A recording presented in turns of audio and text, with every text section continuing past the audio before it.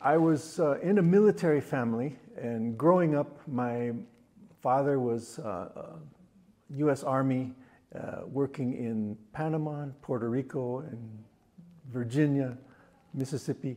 But when we were in Panama, I learned a little bit of Spanish. And later, when I was unemployed in Santa Monica, California, I saw in the newspaper a job for working in the warehouse at the Gemological Institute of America. And so I thought, well, I can work in a warehouse. You know, I was young. But the first thing that I learned as an employee of the Gemological Institute was that the best emeralds in the world come from Colombia. And I said to myself, wow, I've been to Colombia. I was active in the Transcendental Meditation teaching field, and I taught in Manizales in Medellin. And I thought, well, maybe I could be one of those gem dealers that I see at the GIA Institute, because they would come in to buy microscopes or tweezers or refractometers, and they would say, hey, I just got here from Australia, look at these yellow sapphires, you know, or look at these blue sapphires. And they would come from Thailand, and maybe 2-3 guys came in from Colombia, and I kept their business card. And then after 3 years with the GIA, I was still gaining $8 an hour, because this is 1980. I said, I'm going to go to Colombia, and I learned quickly some things, and I wrote one article for Gems and Gemology magazine about the oil treatment of emeralds in Colombia, and that was published in the Gems and Gemology in 1984, and it was a popular article, and I followed it up, but I thought to myself, well, I'm going to try to be one of those gem dealers. So I quit GIA, and with a little bit of money I started, and I went to Tucson, and Tucson is a big gem show for us in the United States. And, you know, I built it up from there. That was my background.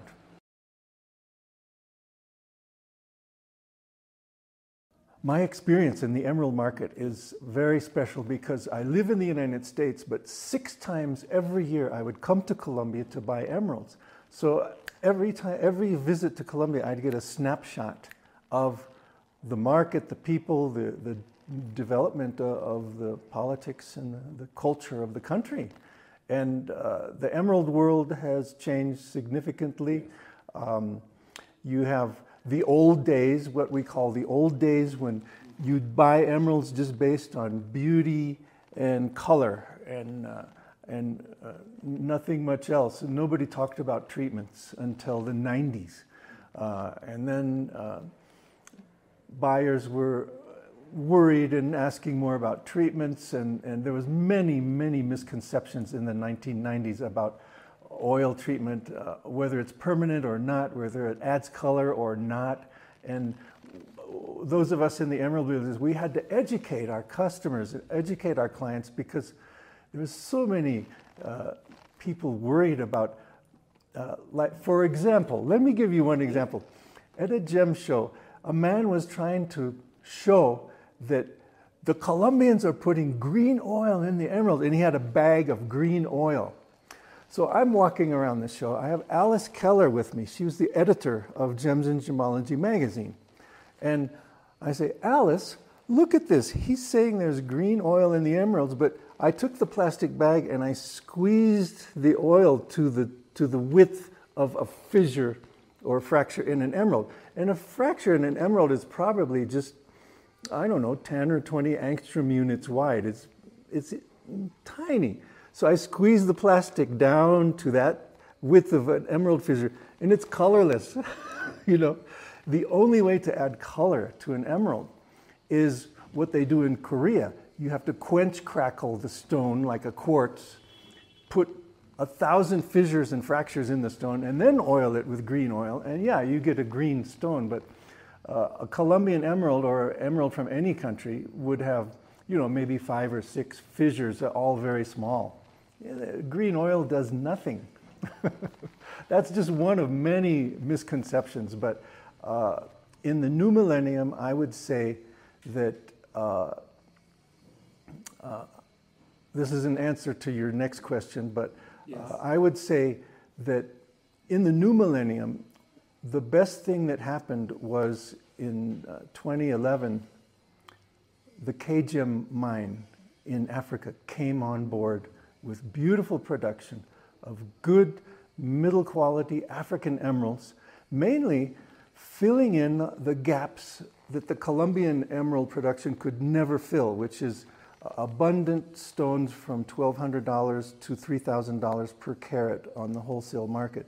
And if you do not satisfy a worldwide demand for emeralds, the demand goes away.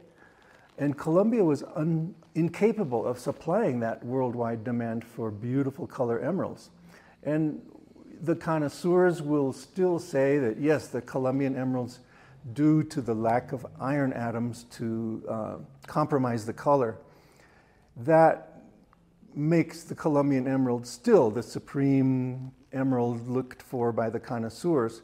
And Colombian emeralds, they own the quality of $5,000 to $70,000 per carat. They own that area. But in that very important commercial area of like $1,500 to $3,000 per carat wholesale, we need Africa, we need Brazil, we need all of these other suppliers of emeralds, which is a happy ending because now emeralds are a worldwide phenomenon, still very popular, still showing up in magazines and fashion and the whole industry.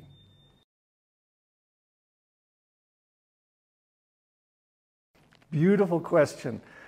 I love the subjective challenge of emeralds. You know, in 2013, I was hired by the Muzo, the new owners of the Muzo Emerald mine. And one of my jobs with them was to go into a room once a month and put prices on maybe 200, 300 emeralds that were just finished cutting and polishing and perfecting. And I would have to go in, and I think emeralds and rubies and opal, and even sapphires, it's very difficult to put a price on a colored stone. And it requires a lot of training, a lot of experience. And I was telling someone just the other day, there really is a difference between $18,000 per carat and $20,000 per carat. And one time I was in Geneva with 2 other experts in emerald buying and selling. And a lawyer asked us to put prices on 20 emeralds without talking to each other, without seeing each other. And all 3 of us, there was one emerald, oh, that's $18,000 a carat. And the lawyer was like, what? Not 20? No. 20,000 is a little bit different. And I love the subjectivity. In fact, Dr. Edward Guilhem, he was a master of subjectivity. His gem reports would be scientific on one page, beautiful. He'd have another page with the subjective values of the rarity, the beauty, the color, the enchantment. And he would explain that in beautiful subjective terms. And I was so impressed that Dr. Guilhem and I started writing him letters. and he would write back to me, and we did a project on putting poetry to gemstones, emeralds in this case. And I was inspired by a word from Shakespeare when he was describing a lady. He said, and the lady would get gifts from her boyfriends and her men, and the gifts would be gemstones. And Shakespeare wrote, and each stone would be qualified in beauty and quality. And I thought, oh, this is great. Even Shakespeare recognizes the subjectivity of colored stones. And so I still love, and I still get enchanted by a beautiful emerald. And sometimes I pay too much money for an emerald because I love it so much, you know.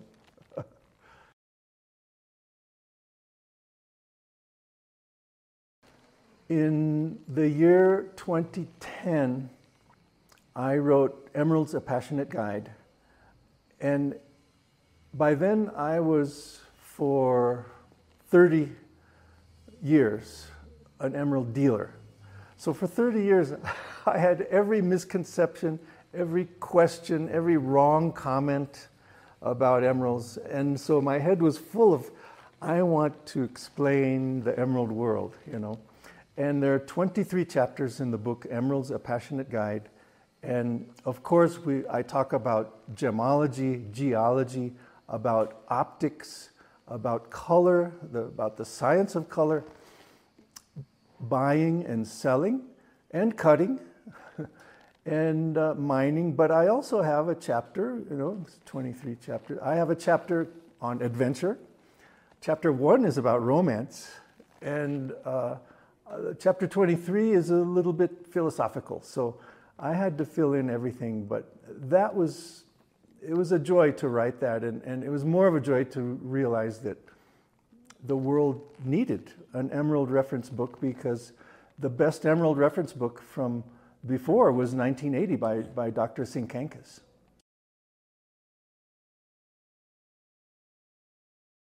I think the current emerald market has too many people involved in business, and we're losing some of the passion.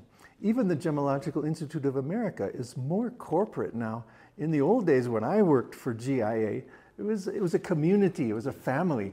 And as the gem market becomes bigger and bigger, it becomes more corporate. There's more money, there's more lawyers, and I don't know what they're teaching in business school nowadays, but there's too much emphasis on profit, and we need to express and enjoy and talk about the passion and the subjectivity of gemstones. Yes, it's very important.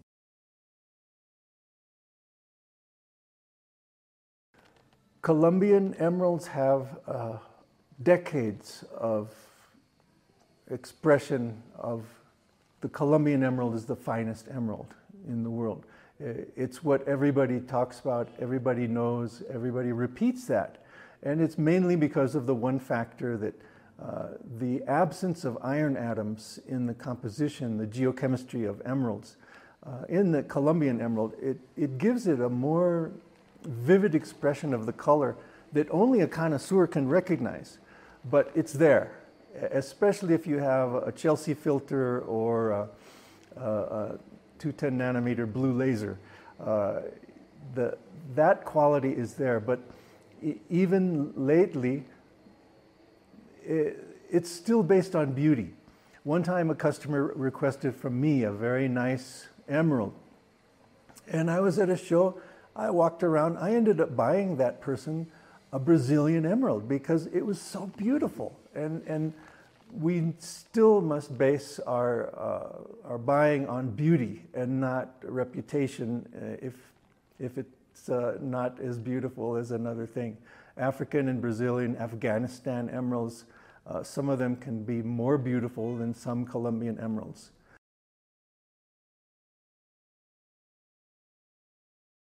I've written a technical book on gemstones, and in the colored stone world, people tell me, my friends at the trade shows, they say, Ron, you were living in Colombia during 1980 to 1995. What happened when Pablo Escobar was blowing up the country, trying to avoid extradition, kidnapping all of the foreigners?